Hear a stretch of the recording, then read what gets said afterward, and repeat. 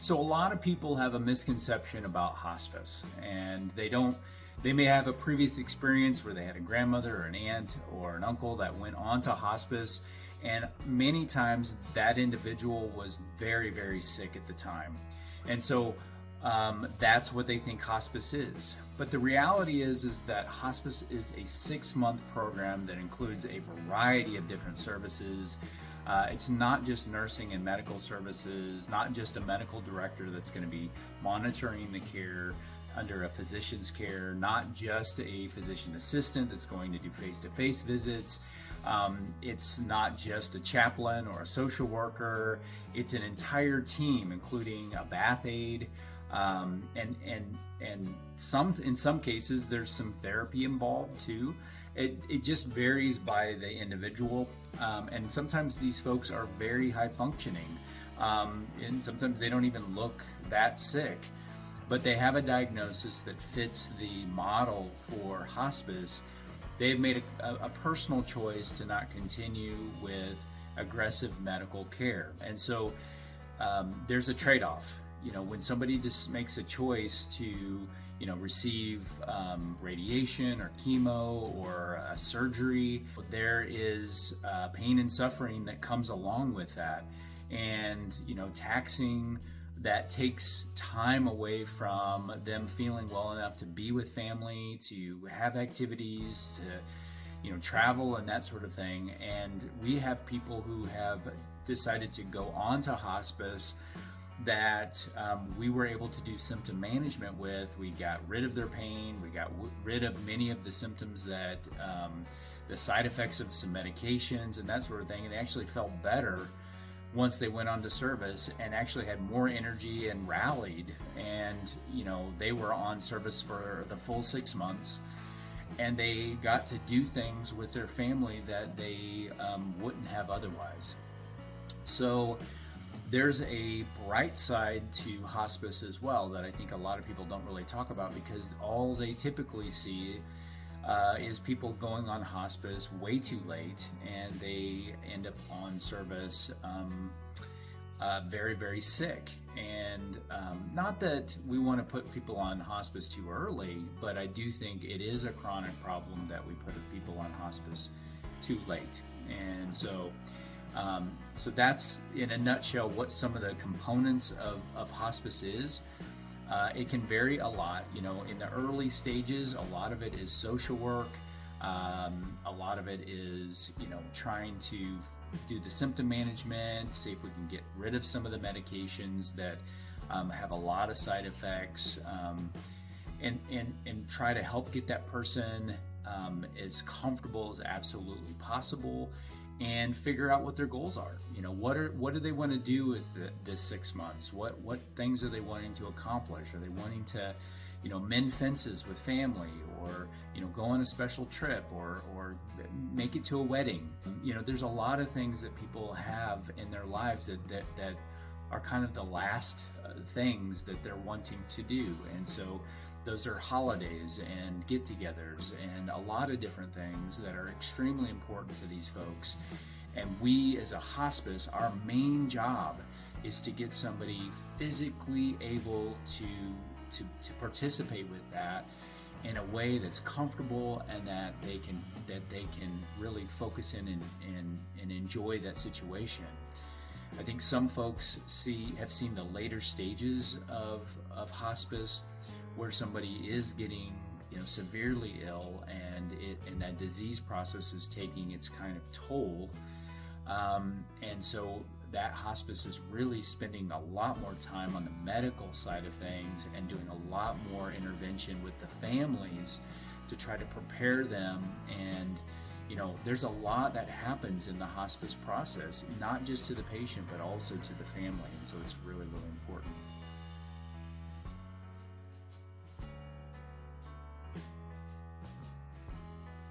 So a lot of questions arise around hospice and how soon hospice can get started. And there are many people with hospice diagnoses that are progressive in nature.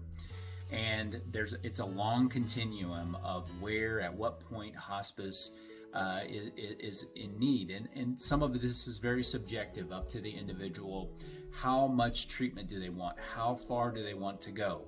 Not all treatment, not all medical treatment is in the best interest for quality of life for that individual. So we have here at Haven, we have a quality of life educator that can go out and meet with an individual and really talk to them about where they're at in their medical journey and say, what is it that you're wanting to accomplish? What are your goals? And, if that person wants to remain fighting and stay on chemo or radiation or there any other medical treatment, big major surgeries, that sort of thing, we encourage following whatever that individual patient wants, but it's really up to them. You can get the opinion of the physician and you can get the opinion of the family, but ultimately the person who has to make the final call on whether they want to make a choice to stop some of the medical intervention is really up to that individual. And so if they have a hospice diagnosis, they can qualify at any point as long as they meet certain criteria, and our quality of life educator can help facilitate an understanding of when hospice can actually participate, because sometimes somebody may actually be too early in the process and we do have to wait a little bit of time, or there may be other interventions that individual wants to do.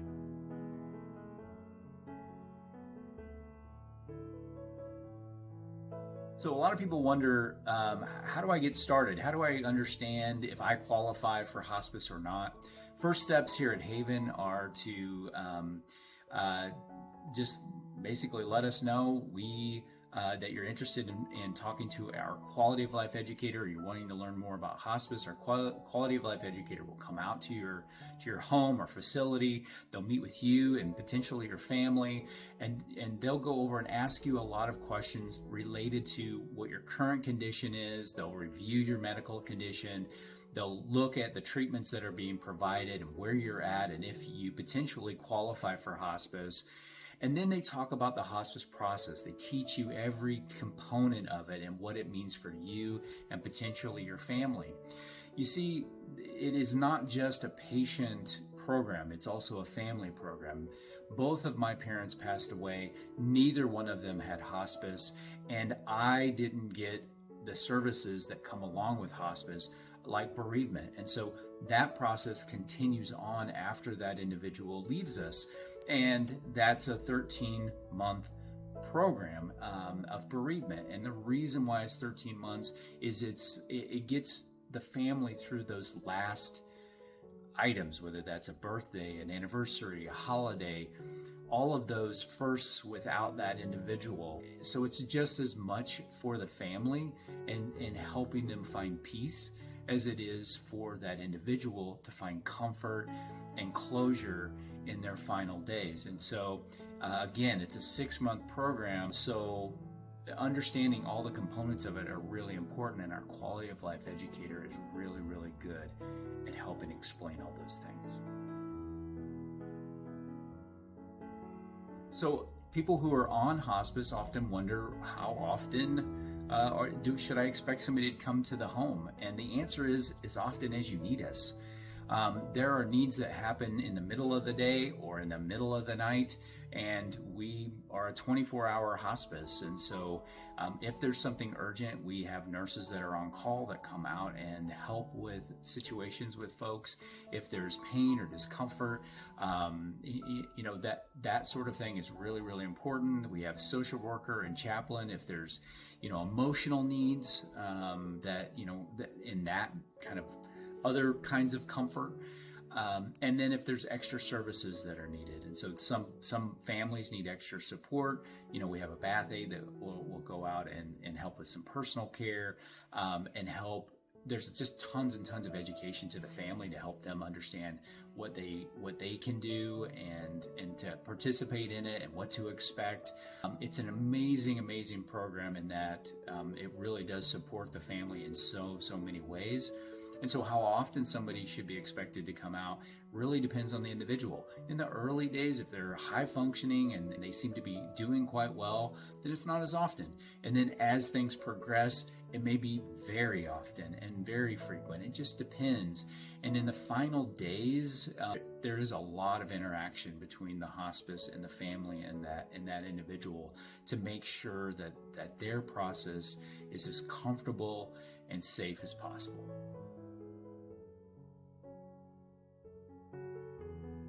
So, what is the Haven difference when it comes to hospice? Well, the number one thing is that we're clinician owned. I'm a physical therapist. My wife Bethany, she's a speech pathologist. Kim Theriault manages and runs our hospice, and she's been in hospice forever. I won't age her, but she's been doing this for a very long time, and there's an immense amount of experience within our hospice itself.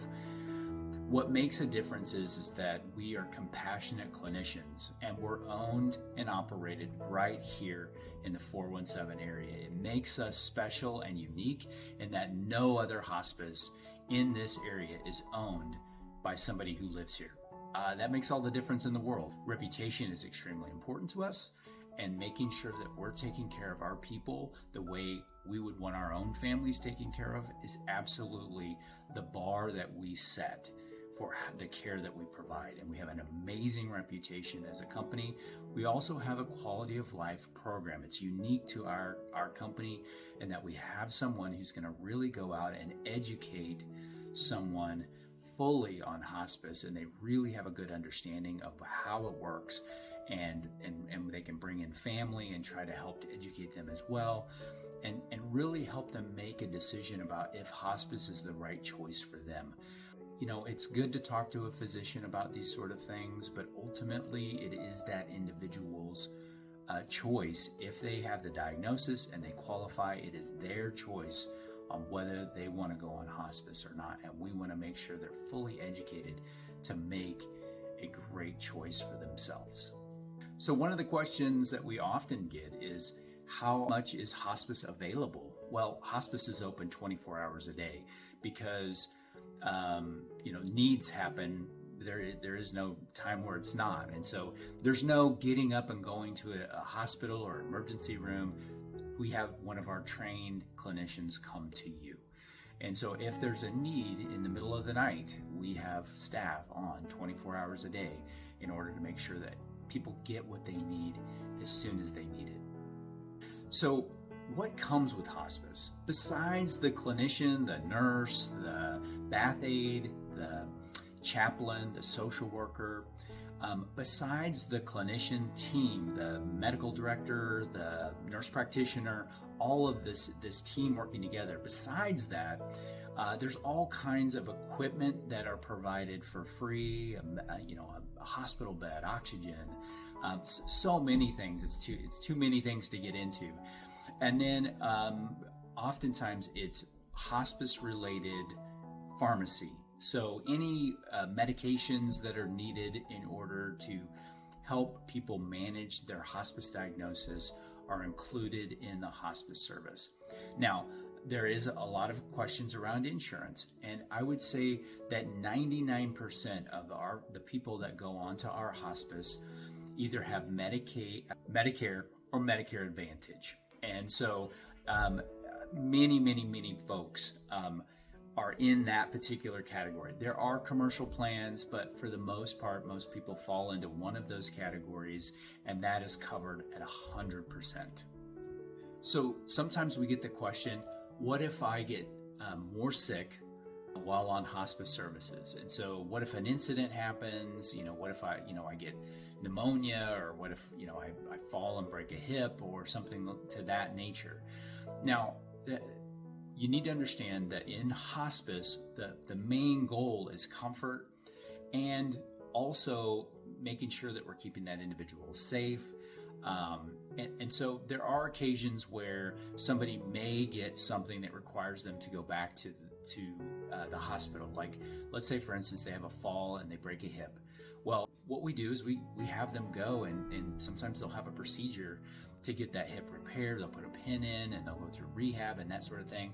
Basically, what we do is we take them off of hospice services for that period of time, and then when they go back home, they have the choice to go back onto services, because sometimes it it doesn't take care of the underlying reason why they went on to hospice in the first place. There's another disease process going on, but there may be a need for that. Now, hospice is not curative in nature in that we don't try to have people do heavy surgeries or extenuating treatments or that sort of thing. So staying on like chemo or radiation while you're on hospice doesn't really go together.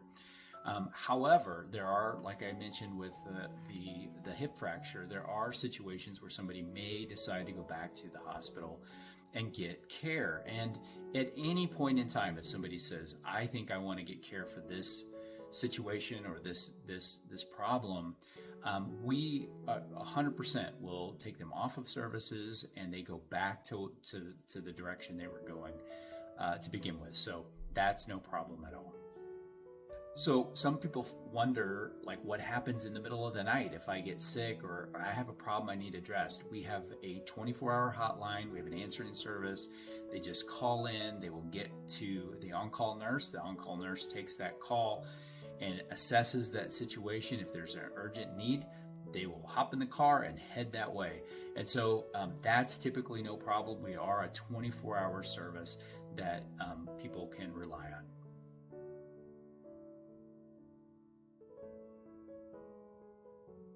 So hospice is more than just for the individual patient. It's also for the entire family. So sometimes they wonder, well, is it just for that individual or how is the family involved? Well, there's a lot of education that happens with the family. There's a lot of kind of like pre-counseling a little bit, really talking through things with that family, trying to get an idea. It's about closure. It's about preparation.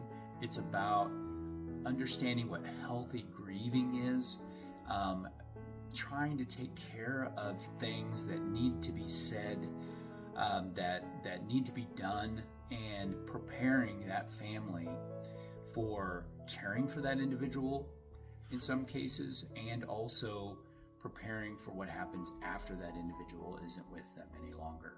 And so there's so much involved with supporting a family in hospice.